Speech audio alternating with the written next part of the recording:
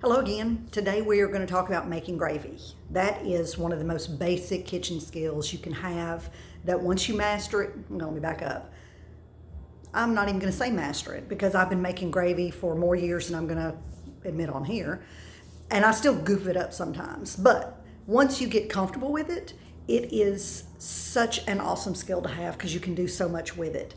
And it's so easy. It's 3 simple little ingredients: fat, flour, and liquid. I mean, that's it. Take the mystery out of it and just think about it as I've got some kind of fat, some kind of flour, some kind of liquid, and you're good to rock. So today what we're going to do is we're going to make a really super simple brown gravy, very basic, that you could use for just about anything. Put it on a roast, pour it on pork chops, just make it for mashed potatoes or rice or whatever. It's super simple.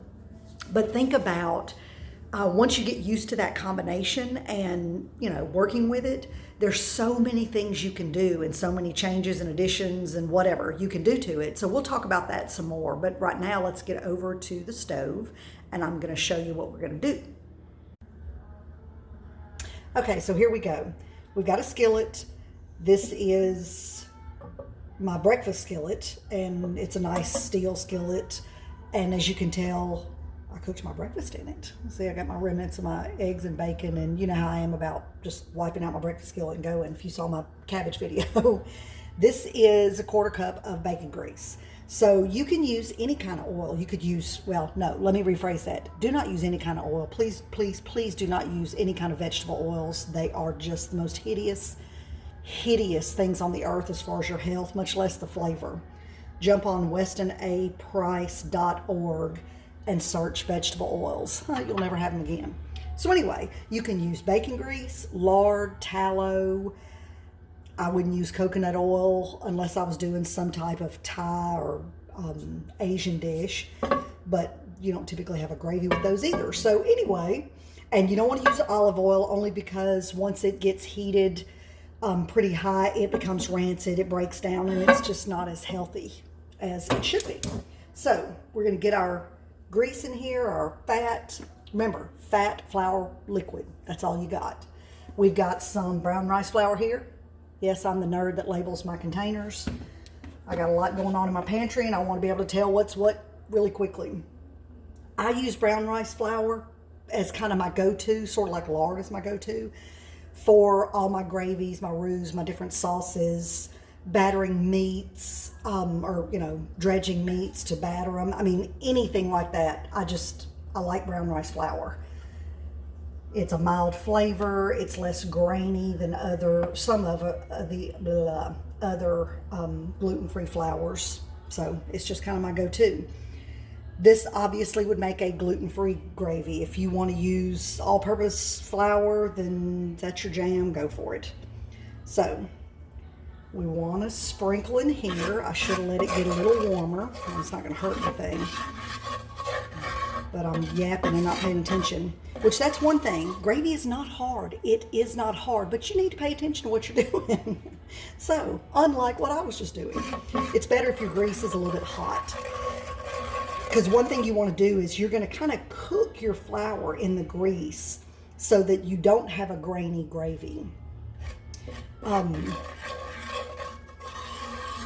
Shoot, I thought of something I was going to say that was just going to be earth-shattering for y'all, and I forgot. So anyway, I'm all about my wooden spoons, as you can tell. Look at this guy. Poor thing. I laid it on a thing, which is not a good thing to do with a wooden spoon on a hot skillet. But anyway, all my spoons look like that, and it's not the end of the world. They still work. All right, so you're going to get this in here. Some people like to use a whisk. Go for it. If you want to use a whisk, that works as well. The main thing, I'm going to give you rough, and I do mean rough, measurements. Lord, I don't know where my brain is today. So, when I say roughly a 1/4 cup, roughly, that's exactly what it is. When we get finished with this gravy, we are going to roughly have 3 or 4 cups of gravy.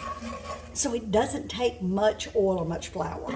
I probably really should be doing less as a demonstration because Oh well, I'll stick it in the fridge. Okay, but here's a sweet tip for you. Gravy freezes beautifully. I mean, beautifully. So if you make too much, freeze it. If you have some left over, freeze it.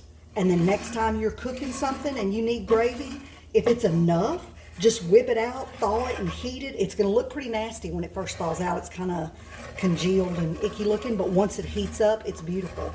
And here's an even better tip. Adding leftover gravy from a dish, of course you want to do similar dishes, to the new gravy that you're making, baby, makes that new gravy just have such a deeper, richer flavor. So never, ever, ever, ever throw away your gravy unless you burn it or ruin it or something, which you won't do after learning these tips. Okay, so when you're kind of cooking this down, you don't want to let it sit real long. The key is to cook your flour a little bit and brown it to whatever degree you want it, however dark you want it. I mean, you could take this and throw some milk in it and maybe a little sausage and have a nice milk breakfast gravy.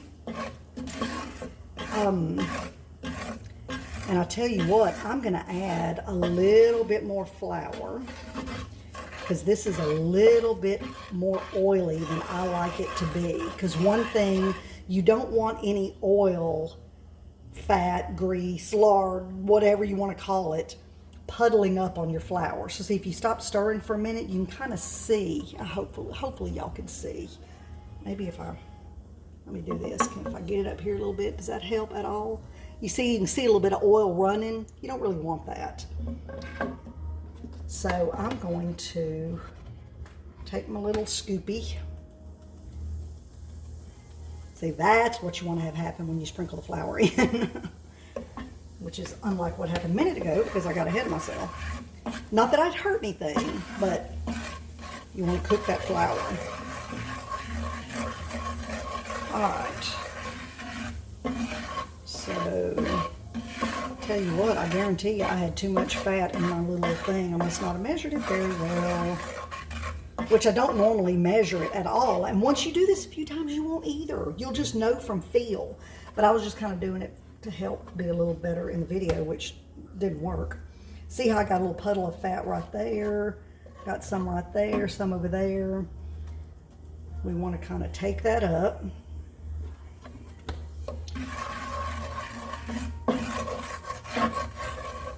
Turned my fire down, get it turned back up. So one thing you can do as this is kind of cooking down and getting to the brown color you want. You know how I told you in a prior video, my husband like stirs and stirs and stirs and won't quit stirring? Just leave it for just a second, because that fat and that flour sitting on the heat will start browning your flour more. But you don't want to let it sit too long because it'll burn pretty quickly. So just let it sit for, 30 seconds or so. That's a time that you can see, okay, do I have any fat puddling up? I've got a little bit still. Man, I blew this one with the measurements for y'all. Sorry about that. But see, this is real life. And this is how you can do it. And it's never a waste because it keeps so good in the freezer. And it's like one of the cheapest things in the world to make. Now you start adding in lots of fancy additions and then it gets a little more expensive, but it's still a very inexpensive. Okay, now we're looking pretty nice. So, I like a little bit of a darker gravy if I'm not doing a milk type gravy, which I rarely do because my husband doesn't like biscuits. I know what self-respecting Southerner doesn't like biscuits, but he doesn't, so I don't make them. So we don't have biscuits and gravy because I'm not gonna make them just for me. But anyway, so I like it, my gravy a little bit darker, and it's really your preference. I mean, you can just kind of let it get as dark as you'd like. This is a really good consistency here. At this point is when I would start adding a little bit of salt and pepper, and depending on what I'm doing with my gravy, I like a lot of pepper in my gravy. So I kind of extra pepper mine, but you can do what you want. It's your kitchen.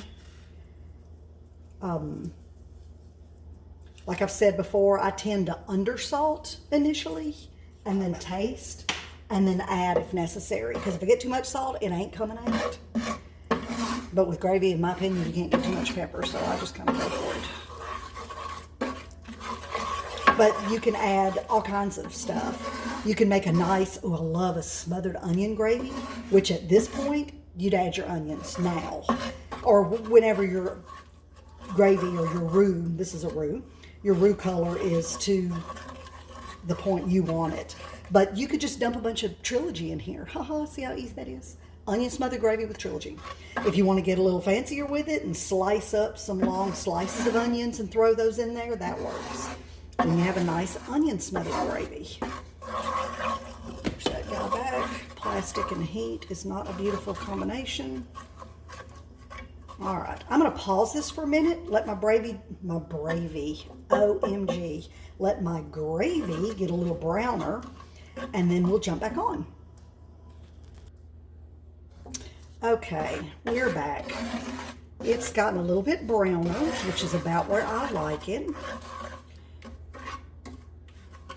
And again, you know, one thing I'll tell you, if you have pan fried some steak, remember in our 3 cuts of meat video, I talked about doing smothered steak. So you cut up some tenderized steak, dredge it in flour, pan fried in your lard. And then once you're done, you've got this amazing little burnt bits all in your, and they're not burnt, but they're dark bits of flour and meat and grease, and kind of like I've got here from the bacon in your skillet. That makes some of the most phenomenal gravy you'll ever put in your mouth. I mean, the flavor of that meat comes out, it's so dadgum good. But anytime you're gonna, pork chops, ooh, pan fry your pork chops, set them to the side, make your gravy. I mean, that kind of stuff is just super, super good. But again, at this point, you could add in, you know, if you want to put in some mushrooms, I love onion and mushroom gravy. You could throw some sage in there if you're doing pork chops, that's really good, some chives. You could add wine if you want to make kind of a burgundy wine type gravy.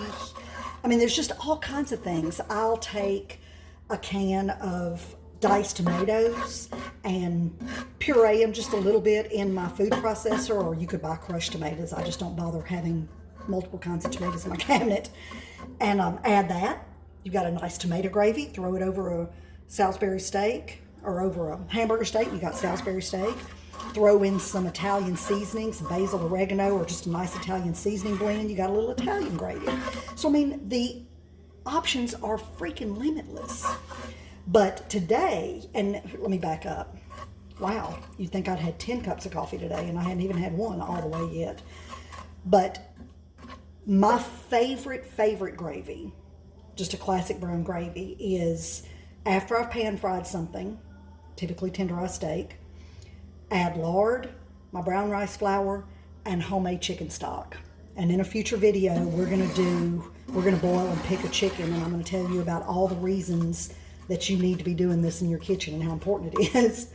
But I don't have any chicken stock this morning because I forgot to take some out to thaw to do this, so I'm just using water. And it works.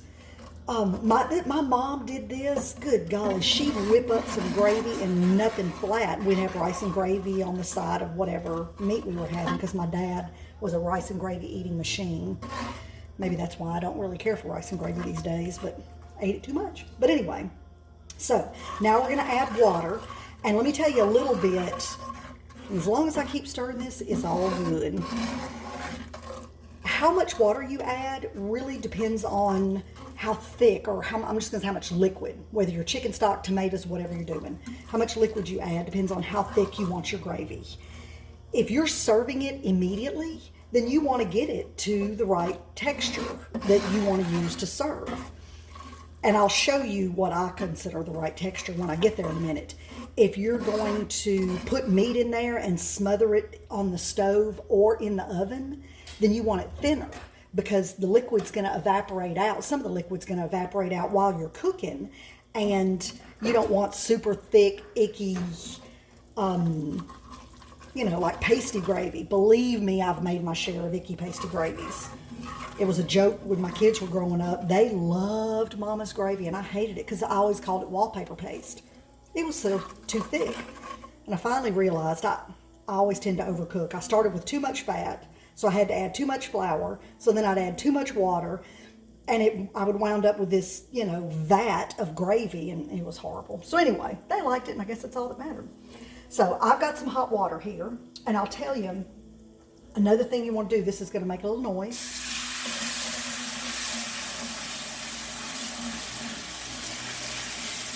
Oops, spilling my water a little bit. All right. It's better to add hot liquid.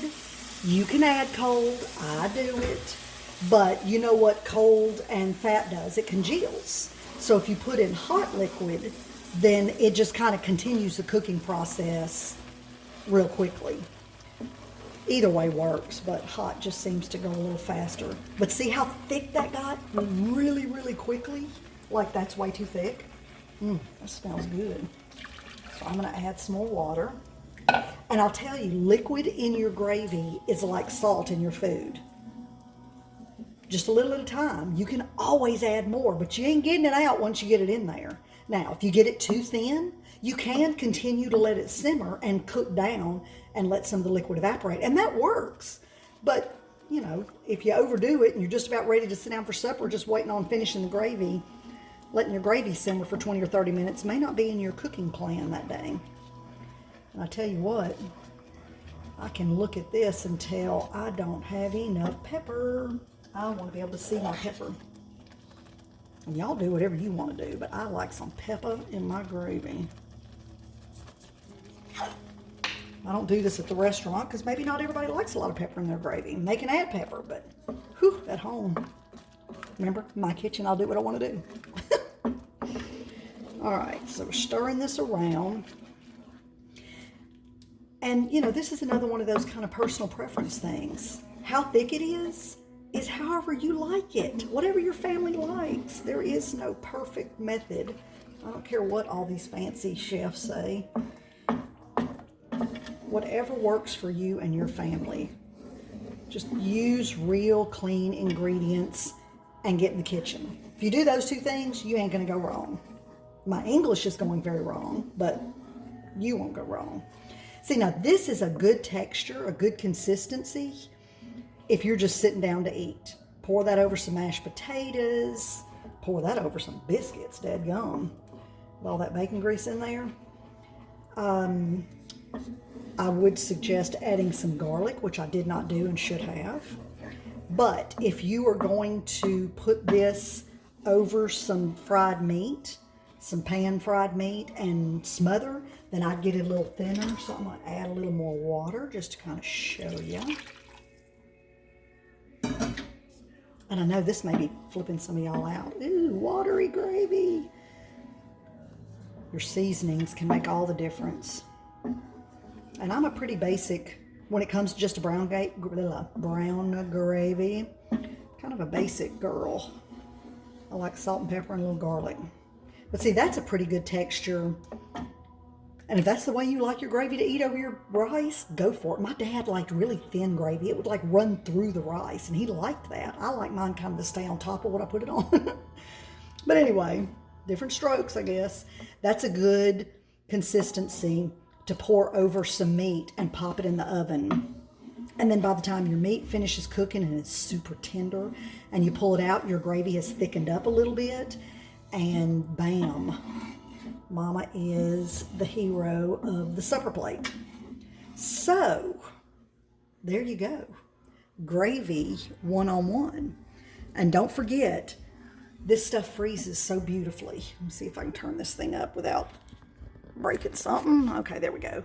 I'm going to pop this in the freezer because I made it just for y'all and didn't really have any need for it at this moment. So I'm going to let it cool good. I'm going to stick it in some, you can put it in little deli cups. I have a lot of those because of the restaurant, or any, reused little containers. You could put it in Ziploc bags and let it lay flat. That works really well for that stacking method we talked about with the garlic, whatever.